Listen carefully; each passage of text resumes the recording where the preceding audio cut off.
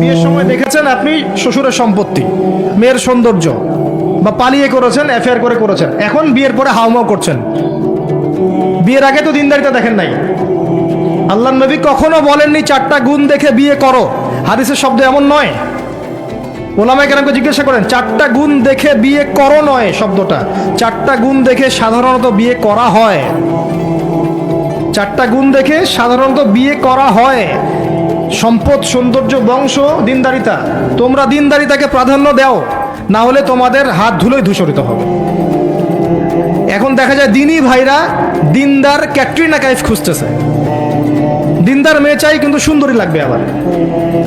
কেন? একটু অসুন্দর হলে আপনার চলবে না? আপনার স্ত্রীর কাছে যা আছে অন্য মেয়ের কাছে তাই আছে, এর বাইরে কিচ্ছু নাই। আর 2 দিন পরে, 1 বছর, 2 বছর, 3 বছর পরে, 5 বছর পরে গিয়ে দেখবেন সব সমান হয়ে গেছে। এই দেহের সৌন্দর্য থাকবে না। মনে তাকওয়া থাকলে, আল্লাহওয়ালা স্ত্রী হলে আপনি দুনিয়াতে জান্নাতে থাকবেন ইনশাআল্লাহ। দুনিয়াতে আপনি জান্নাতে থাকবেন ইনশাআল্লাহ। আর যদি ঘরে একটা বদকার স্ত্রী থাকে, তাহলে আপনার দুনিয়ায় জাহান্নাম, দুনিয়া জাহান্নাম। অতএব বিয়ের আগে, বিয়ের সময় খুব কেয়ারফুল থাকবেন। আপনি দিনদার মেয়েকে প্রাধান্য দেন, এবং মেয়েদেরকেও বলবো দিনদার ছেলে ছাড়া বিয়ে করে না। অনেক বড় চাকরি করে, অনেক বড় ব্যবসা করে, এটা সেটা, নামাজ পড়ে না, এগুলো দেখছেন না, সুদের চাকরি করে, ঘুষ খায়, আপনি রাজি হয়ে যাচ্ছেন। এরপরে গিয়ে পস্তাচ্ছেন যে হুজুর আমার সংসারে অশান্তি, এটা সেটা। এখন তো পস্তায় লাভ নাই, বরং আপনার সন্তানও হবে ওই নাস্তিক প্রজন্মের মতোই, নাউজুবিল্লাহ। আমরা দুনিয়ার স্বার্থ খুব ভালো চিনি। দুনিয়ার স্বার্থকে ত্যাগ করে দিনকে অগ্রাধিকার দেন, আল্লাহ পাক কবুল করবে ইনশাআল্লাহ। এই হলো ইসমাইল আলাইহিস সালামের মা।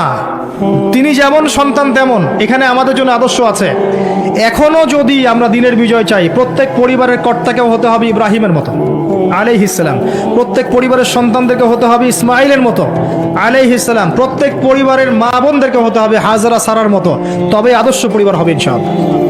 আল্লাহ পাক আমাদের সবার পরিবার এমন করে দিন, আল্লাহুম্মা আমিন। এবং এটা অসম্ভব কিছু না, এটা সম্ভব। এটা করতে গেলে আপনাকে সরকার প্রশাসন বাধা দিবে না, আপনাকে পিটাবে না, কিচ্ছু করবে না। এটা আপনার উপরে, এটা আপনি করতে পারেন। এই ইসলাম সংশোধন আপনি করতে পারেন, চেষ্টা করেন। আল্লাহ পাক তৌফিক এনায়েত করুন। আর কয়েকটা আমি নসিহত করে শেষ করছি মেয়েদের জন্য। সেটা হচ্ছে, এর পরে চলে আসেন মারিয়াম আলাইহিস সালাম। তার সতীত্ব এত পবিত্র ছিল, আল্লাহ পাক তাকে মিরাকেল বানিয়েছেন। তার গর্ভে ঈসা ইবনে মারিয়ামকে জন্ম দিয়েছেন। খেয়াল করে দেখেন, ফেরাউন, মনে আছে ফেরাউন? তার ঘরে একজন ইমানদার মহিলা ছিল না? নবী সাল্লাল্লাহু আলাইহি ওয়াসাল্লাম মেরাজে গিয়েছেন, সেখানে দেখেছেন বেশিরভাগ অধিবাসী জাহান্নামে নারী। এর মধ্যেও তিনি একটা সুগন্ধ পাচ্ছেন জান্নাতের। তিনি জিজ্ঞাসা করলেন, এই সুগন্ধ কোত্থেকে আসছে? তখন জিবরাইল আলাইহিস সালাম তাকে জানিয়ে দিলেন, এটা ফেরাউনের সেই যে দাসী যাকে ফেরাউন হত্যা করেছিল ইমানের কারণে, ওর ঘর থেকে, জান্নাতের সেই ঘর থেকে সুগন্ধ আসছে। সুবহানাল্লাহ। ফেরাউনের ঘরেও মুমিনা নারী থাকতে পারে, তাহলে আমাদের ঘরে থাকতে পারে না? থাকতে পারে। ফেরাউনের ঘটনা মনে পড়লো যে মুসা আলাইহিস সালাম, তার মা সন্তানকে ভাসিয়ে দিয়েছিলেন না সিন্ধুকে, মনে আছে? আল্লাহ পাক ওই সন্তানকে তার কোলে আবার ফিরিয়ে দিয়েছেন, মনে আছে? এখানে একটা শিক্ষা আছে।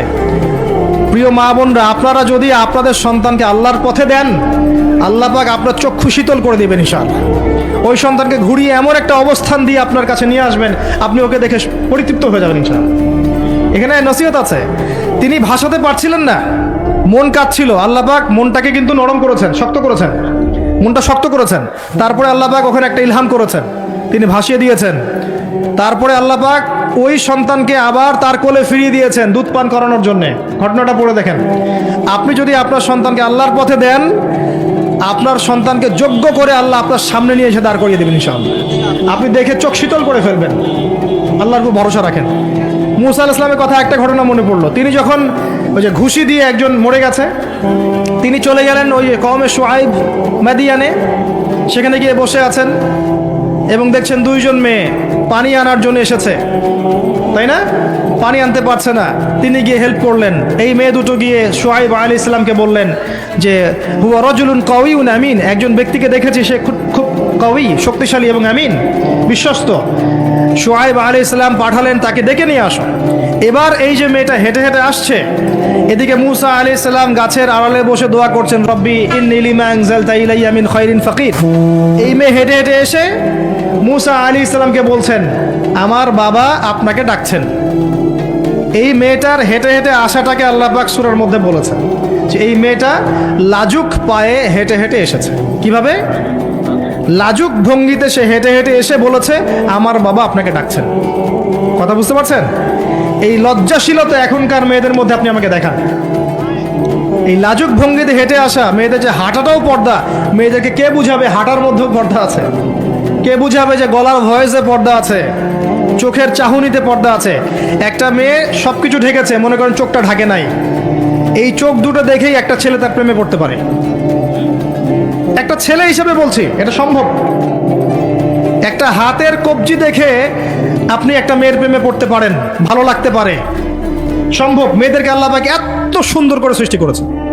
আল্লাহ পাকের সবচেয়ে শ্রেষ্ঠ সৃষ্টি হচ্ছে মেয়েরা। মানুষ তো অবশ্যই, তারপরে মেয়ে মানুষ। এই নারী আপনার হয় জান্নাতের মাধ্যম হবে, অথবা আপনার জীবনের সবচেয়ে বড় ফিতনা হবে। কারণ নবী সাল্লাল্লাহু আলাইহি ওয়াসাল্লাম বলেছেন, আমি পুরুষদের জন্য মহিলাদের চেয়ে বড় কোনো ফিতনা রেখে যাচ্ছি না। প্রচন্ড বড় ফিতনা হতে পারে, সাবধান। তো এখানে দেখেন মেয়ের হাঁটার বর্ণনা আল্লাহ পাক দিয়েছেন। এখনকার জেনারেশনে মেয়েদেরকে আপনি হাঁটা শেখান, রাস্তাঘাটে, শপিং মলসে, সব জায়গায় দেখবেন গেঞ্জি আর জিন্স আর টি শার্ট পরে, ফর্মাল পোশাক পরে, স্যুট বুট পরে ঘুরছে। মাঝে মাঝে পোশাকের এখানে ওখানে ফাড়া ছেঁড়া, এটাই নাকি স্টাইল। এমন পোশাক পরছে যেটা পরেও দেহের অঙ্গ প্রত্যঙ্গ বোঝা যাচ্ছে, এমন পোশাক পরছে যেটা বাহির থেকে ভিতরের অঙ্গ দেখা যাচ্ছে। অমুসলিমদের পোশাক পরছে, ছেলেদের পোশাক পরছে, এগুলো সবই আখিরুজ্জামানের সাইন। আখিরুজ্জামানে এরকম মেয়েদের সংখ্যা বাড়বে। নিসাউন কাসিয়াতুন আরিয়া, এরা কাপড় পরেও নগ্ন থাকবে। মুইলাতুন মামিলাত, এরা মানুষকে আকৃষ্ট করবে, নিজেরাও আকৃষ্ট হবে। এরা জান্নাতের গন্ধও পাবে না, যদিও জান্নাতের গন্ধ যোজন যোজন দূর থেকে পাওয়া যায়। আখিরুজ্জামানের সাইন আপনি দেখবেন, মেয়েরা ছেলেদের পোশাক পরে ঘুরছে। এখন এই শুআইব আলাইহিস সালামের মেয়ের মতো এদেরকে কে লজ্জা শেখাবে? নাই লজ্জা শরমের বালাই। স্যার ক্লাস নিচ্ছে, সে গোল হয়ে বসে আছে, কোচিং করছে। টিচার গায়রে মাহরাম, সে ক্লাস নিচ্ছে, পড়াচ্ছে, গোল টেবিল করে বসে আছে মেয়েরা।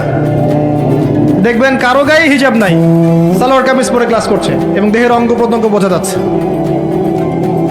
এবং কোনো কোনো সময় দেখবেন টিচারও সুযোগ নিচ্ছে, গায়ে হাত দিচ্ছে, বলছে ও তো আমার মেয়ের মতো। হ্যাঁ, আমরা তো ইউনিভার্সিটিতে পড়েছি। এরপরে খেয়াল করে দেখবেন টিচারের সাথে ছাত্রীর প্রেম হয়ে গেছে। কত মেয়ে যে রেপের শিকার হচ্ছে, মুখ ফুটে বলে না। যে কয়টা খবর আসে পেপার পত্রিকা, এগুলো খুব নগণ্য খবর, বাস্তবতা আরো অনেক কঠিন, পরিসংখ্যান অনেক বেশি, অনেক বেশি। মেয়েরা তো আর মুখ ফুটে বলবে না আমার সাথে এরকম অন্যায় করা হয়েছে। কিছু কিছু মেয়ে যখন বলে তখন আপনি খবর পান। অনেক মেয়ে প্রাইমারি স্কুল থেকেও, তারা প্রাইমারি লেভেল থেকে একদম বয়স যখন 10-15, এখান থেকে শুরু করে কলেজ পর্যন্ত ধর্ষণের শিকার হয়েছে, রেপের শিকার হয়েছে, গার্লফ্রেন্ড বয়ফ্রেন্ডের দ্বারা বা টিচারের দ্বারা, কোনো কোনো ক্ষেত্রে চলতে ফিরতে গুন্ডা মাস্তানের দ্বারা। এটা হচ্ছে ফ্রি মিক্সিংয়ের কারণে। ছেলে আর মেয়েকে আপনি একসাথে জড়িয়ে দিয়েছেন, এগুলো চলবেই। এখন অনেক সময় এমনও হয়েছে, মেয়ে পড়াচ্ছেন, চারপাশে গোল হয়ে বসে আছে ছেলেরা। আবার কখন আমরা এমনও দেখেছি যে কলেজে মাঠের মধ্যে বসে আছে ছেলে মেয়ে একসাথে গোল হয়ে, গ্রুপ স্টাডি। মিথ্যা কথা বলছে? Group study. কলেজে আন্দোলনের সময় দেখেছি, কোনো দাবি নিয়ে আন্দোলন হচ্ছে, দেখবেন যে এই যে ছেলে শুয়ে আছে মেয়ের কোলে মাথা দিয়ে, মনে হচ্ছে সে যেন তার স্ত্রী মনে হয়। এগুলো কি? এগুলো চলছে। এখন এখানে আপনি কিভাবে আপনার বাসায় পর্দা ধরে রাখবেন? কিভাবে সম্ভব? বেশি বেশি মেয়েদের যুগোপযোগী মাদ্রাসার প্রয়োজন, বেশি বেশি মেয়েদের ইসলাহি আলোচনার দরকার, মেয়েদের মধ্যে দাওয়াতি কাজের দরকার। এবং মেয়েদেরকে অনেক সময় দাওয়াতি কাজের অভাবে ভুল দাওয়াত দিয়ে বাড়ির থেকে বের করে নিচ্ছে, মাহরাম ছাড়া সফর দিচ্ছে। খেয়াল করে দেখেন, এমন অনেকও জামাত বের হচ্ছে মাহরাম ছাড়া জেলায় জেলায় সফর, দলিল দিচ্ছে এটাও নাকি জিহাদ। নাউযুবিল্লাহ। কিভাবে হচ্ছে? কারণ আমরা যেহেতু ওদের দাওয়াতটা কমিয়ে দিচ্ছি, মেয়েরা মেয়েদের মধ্যে দাওয়াতি কাজ করছে না, দাওয়াত সংকীর্ণ, বেদাতিরা এবং ভ্রষ্ট যারা পথভ্রষ্ট, এরা ওদেরকে ঘর থেকে বের করে নিচ্ছে, ইসলামের নামেও বোরখা পরিয়েও বের করে নিচ্ছে। খুব অবস্থা খারাপ। আপনি খেয়াল করেন, দেখবেন এগুলো ধরতে পারবেন। তো এই বিষয়গুলো খেয়াল রাখেন। কোরআনের পাতায় পাতায় হেদায়েত আছে। আমি বললে অনেক লম্বা হয়ে যাবে, শেষ করছি এদিকে এসে। সর্বশেষ নবী আসেন মুহাম্মদ সাল্লাল্লাহু আলাইহি ওয়াসাল্লাম। তার জীবনে এই যে 23 বছরের মিশন, এই মিশনে সবচেয়ে বড় ভূমিকা কে রেখেছেন বলেন তো? তার স্ত্রী খাদিজা রাদিয়াল্লাহু আনহা। মক্কার 13 বছর মানুষ তাকে যতটা না বিশ্বাস করেছে, খাদিজা রাদিয়াল্লাহু আনহা শুরু থেকে তার পাশে ছিলেন। শেষ বয়সে গিয়ে নবী সাল্লাল্লাহু আলাইহি ওয়াসাল্লাম তার কথা বেশি বেশি বলতেন। আয়েশা রাদিয়াল্লাহু আনহা স্বভাবগত কারণেই, একটা মানবিক একটা মেয়েদের আচরণগত কারণেই জেলাস ফিল করতেন যে আপনি তার কথা বারবার কেন বলেন। তিনি বলতেন, হে আয়েশা, তোমরা খাদিজাকে ভালো মন্দ বলো না। যখন কেউ আমার কথা বিশ্বাস করে নাই, খাদিজা করেছেন রাদিয়াল্লাহু আনহা। তিনি এমন একজন মানুষ ছিলেন যিনি তার প্রতিপত্তি, সম্পদ, সামাজিক খ্যাতি সবকিছু ইসলামের কল্যাণে ঢেলে দিয়েছেন। হেরা গুহায় নবী সাল্লাল্লাহু আলাইহি ওয়াসাল্লাম যখন বসে থাকতেন, তিনি গিয়ে খাবার পানি দিয়ে আসতেন। হেরা গুহায় একবার উঠে দেখেন কত উঁচু, কত কষ্ট। আমরা যুবক বয়সে উঠতে পারবো না, এখন সহজ, তারপরেও কষ্ট আছে। এখন না হয় সহজ, ওই সময় কি সিঁড়ি ছিল? তিনি এভাবে উঠতেন, খাবার দিতেন। চিন্তা করে দেখেন, একজন নারী এই কাজটা করতেন। এবার আসেন, খাদিজা রাদিয়াল্লাহু আনহার বান্ধবীদেরকে খুঁজে খুঁজে নবী সাল্লাল্লাহু আলাইহি ওয়াসাল্লাম গোশত হাদিয়া পাঠাতেন, তাকে এত ভালোবাসতেন। জিবরাইল আলাইহিস সালাম এসে খাদিজা রাদিয়াল্লাহু আনহাকে সালাম দিয়েছেন।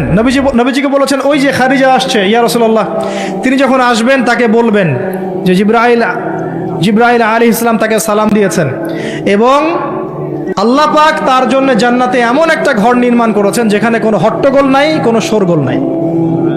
খাদিজা রাদিয়াল্লাহু আনহা, তার ইন্তেকালে নবী সাল্লাল্লাহু আলাইহি ওয়াসাল্লাম অত্যন্ত ব্যথিত হয়েছিলেন, অত্যন্ত ব্যথিত হয়েছিলেন। তার বয়স তখন কত? 23। খাদিজা রাদিয়াল্লাহু আনহার বয়স তখন 40, বিয়ের সময়।